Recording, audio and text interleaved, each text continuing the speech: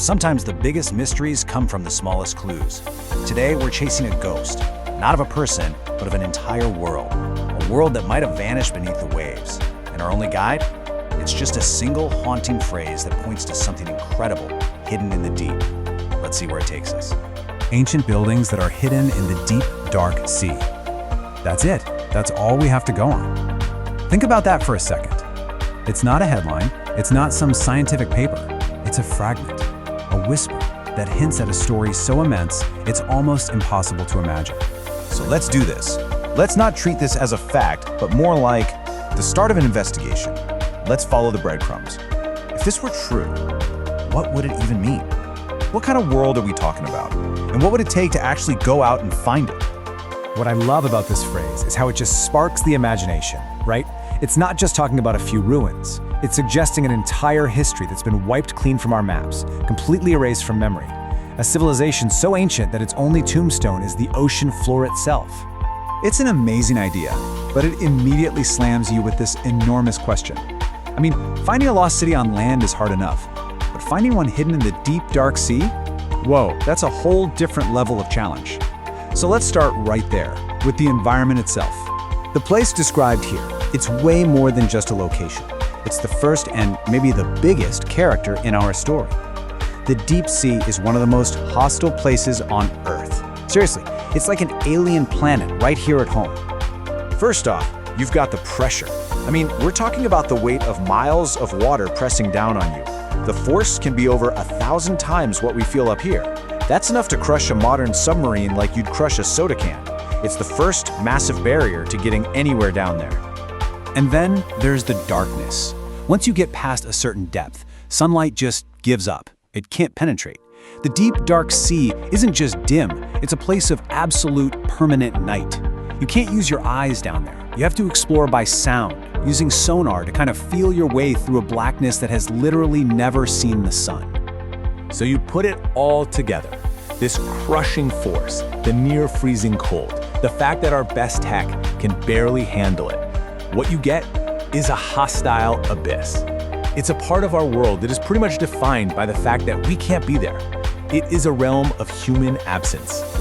Okay, so if the environment is basically impossible, what's the price? What's worth all that effort? What does our little clue even mean by ancient buildings? Let's shift from the where to the what. What are we actually searching for? Ancient buildings is fine, but let's imagine something bigger, something with a little more weight to it. Let's call it a sunken citadel. Now that gives us a powerful image, because a citadel isn't just any old building. It tells you something really specific about the people who built it. I mean, by definition, a citadel is a fortress. It's a statement. It's about power, defense, being the center of everything. And it's usually built on high ground, watching over a city. And this is where you get this beautiful, tragic irony in our story. A structure built to be on high ground, now lost in the deepest sea. This slide just captures that transformation perfectly. Think about it. Above the waves, it was a symbol of power, bustling, a center of life. But below the depths, it becomes a symbol of loss.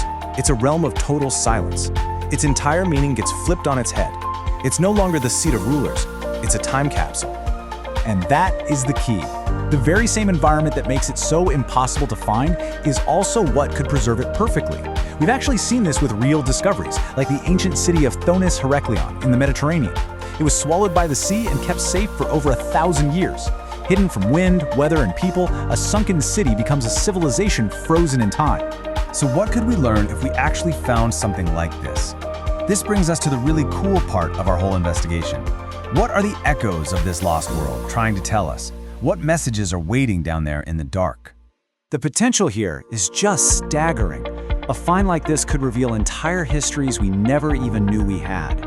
It could show us the art, the tools, the daily life of a totally forgotten culture.